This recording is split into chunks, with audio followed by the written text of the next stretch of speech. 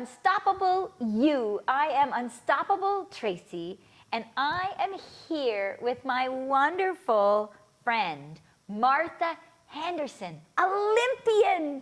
And it's perfect timing with the Olympics going on right now. Welcome, Martha. Thank you. I probably look a little sleep deprived because I've been getting up early and staying up late watching all the great Canadian performances at these Olympics. Oh so my gosh, thank right? you for having me.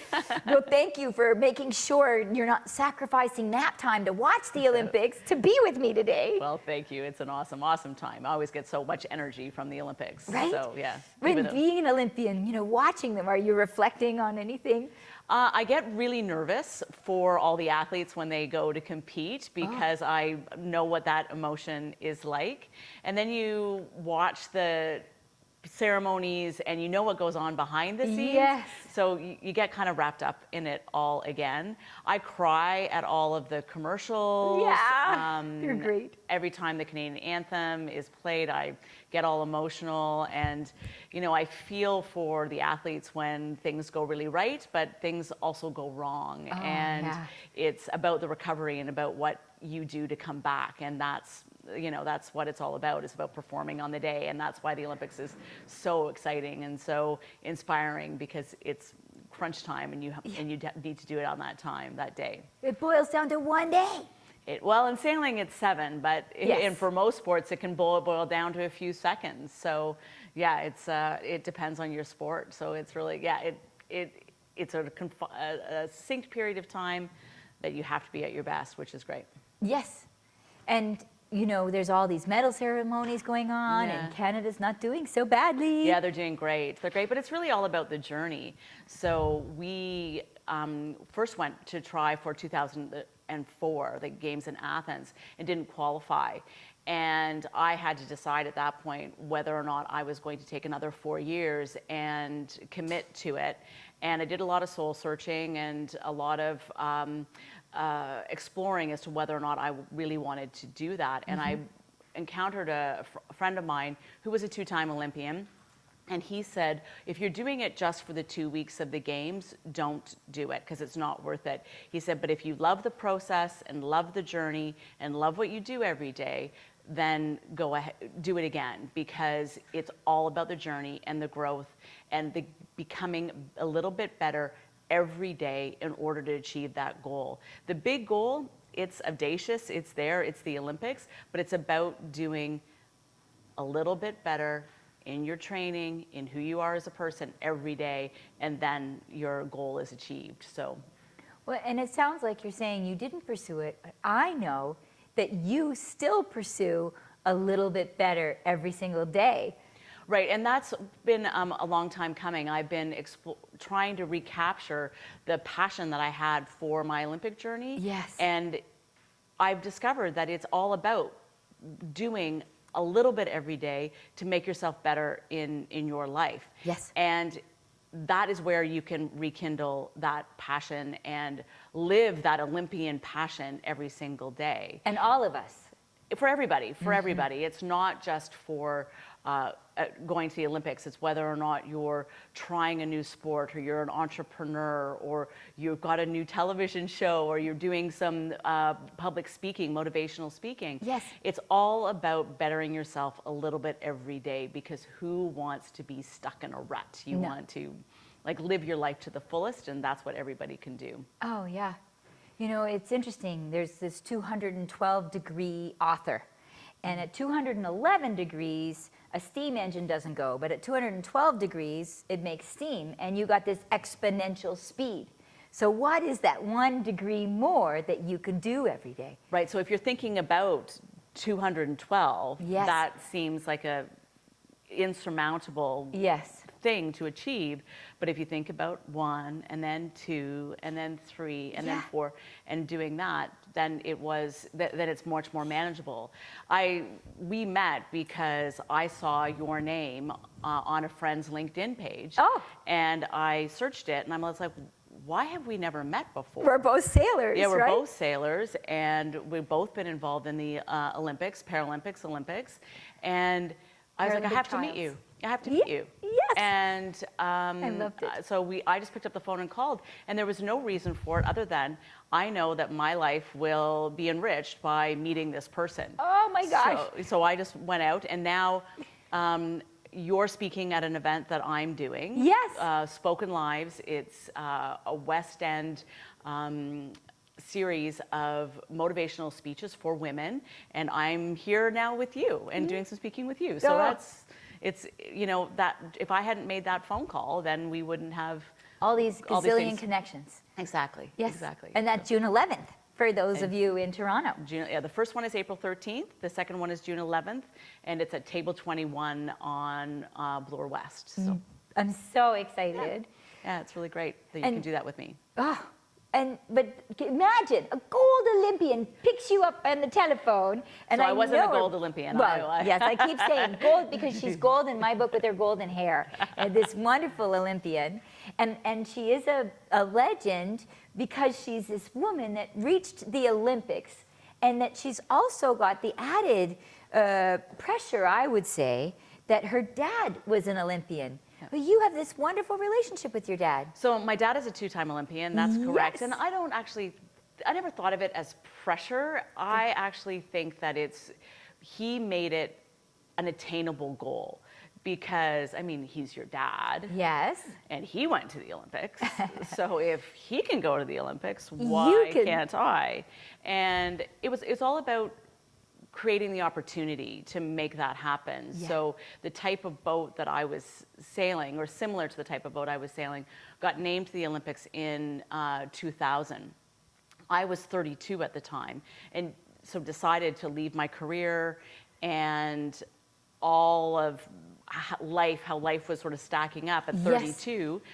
Everything that I put into my career and things that I was doing at that time, put that aside and then pursue the Olympic journey.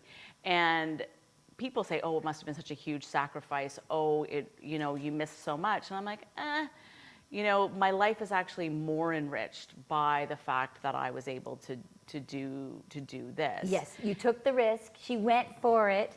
And it was the best decision she ever made. Yeah, a little bit every day. A little bit every day. So that decision was about getting the boat, putting the team together, improving the personal fitness, working on mindset and discipline, and then not achieving the goal. Yeah.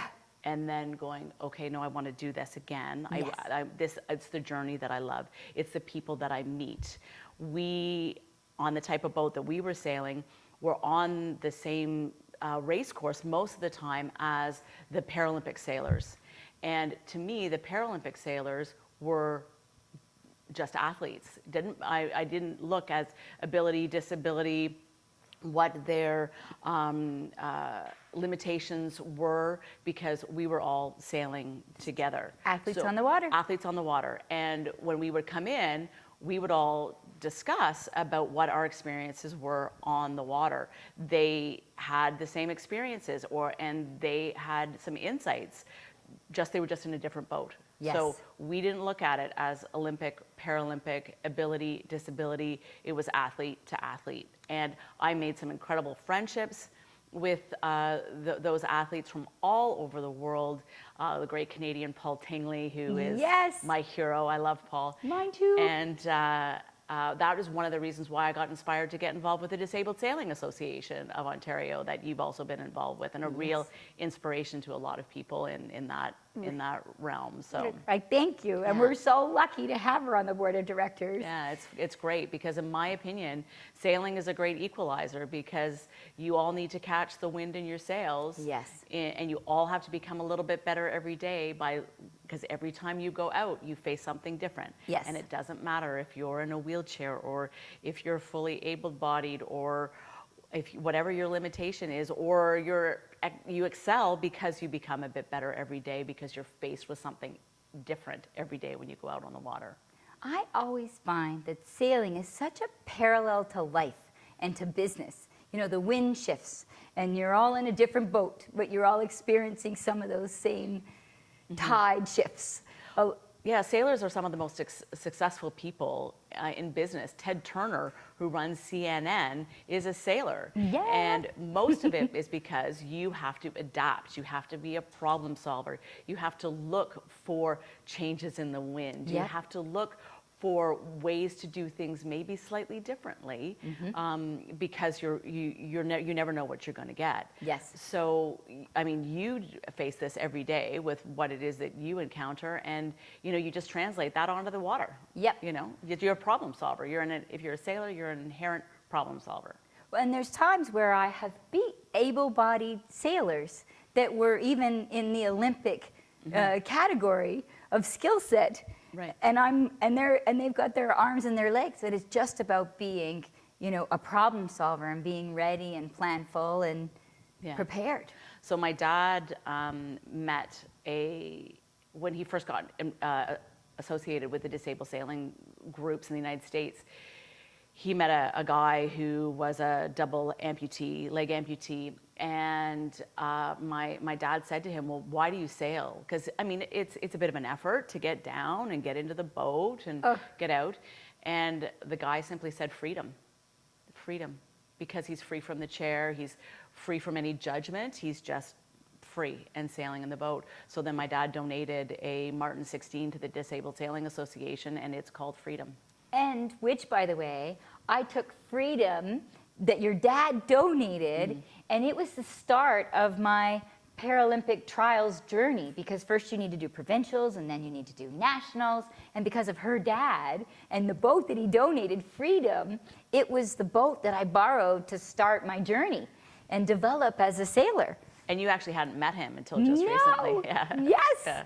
It was So incredible. It's fun. Yeah. And then when I went high performance and I jumped into a 2.4 boat, again, your dad had donated it to the National Yacht Club, another opportunity. Yeah. And again, he touched my life and he impacted me in a way that he had no idea. You should have him on the show. Yes, there you go. There you go. Have the Hendersons. The Hendersons, yeah. It's fun. Yeah, no. I mean, it's been such a great experience to be exposed to to be exposed to sport in a way that is so open and so diverse, and that you can come from any background and still excel. Well, I was talking to some people earlier today about where does the funding come from for athletes, and really it comes from your community. It comes from your club or your local group, because there isn't a lot of funding for Canadian athletes. Yeah. And I'm not being judgmental or negative, but what I want to do is celebrate the fact that we have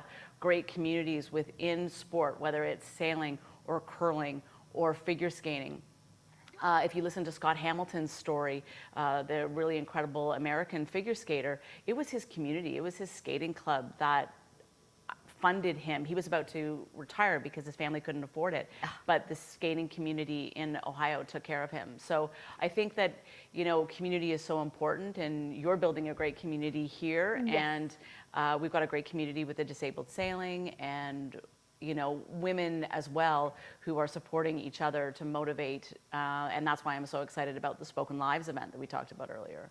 And is Spoken Lives part of Rising Tides? So Rising Tides is my company, and Spoken Lives is one of the pillars of that company. So I have a health and wellness business where I promote overall health through a line of skincare and nutrition products, as well as my speaking and motivating women and men to become a little bit better every day. Yes, and I hear that. That's almost like your tagline, just come a little bit better every day. It is. It is the tagline. Good, you're very perceptive.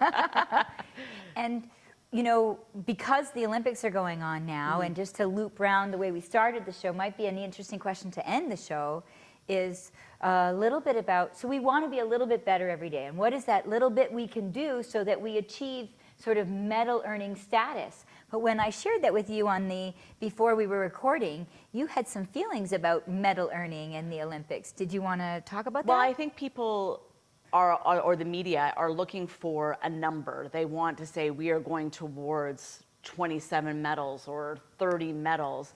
And to me, the Olympics is all about personal best and performing on the world stage like you've never done before. Yes. So the president of the Canadian Olympic Committee said, when she was asked that question about how many medals we were going to achieve, she said, we are going to do as well or better than what we've done in the past, because that's all you can ask for. And that is all you can ask for, is just to do a little bit better than you've done before.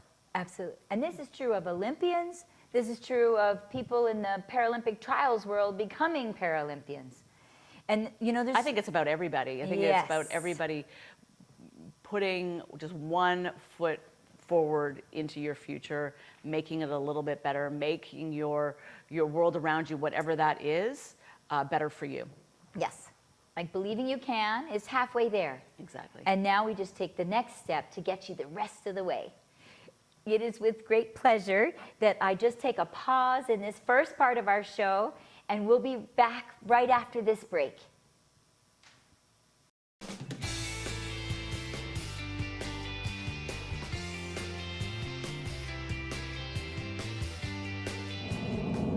Hi again, this is Dave Stevens for the Disability Channel. I am at spring training in Arizona, in Mesa, Arizona with the Chicago Cubs. I'm going to have reports all week long from various teams from the Cactus League. So stay tuned to the Disability Channel, your baseball home for spring training baseball.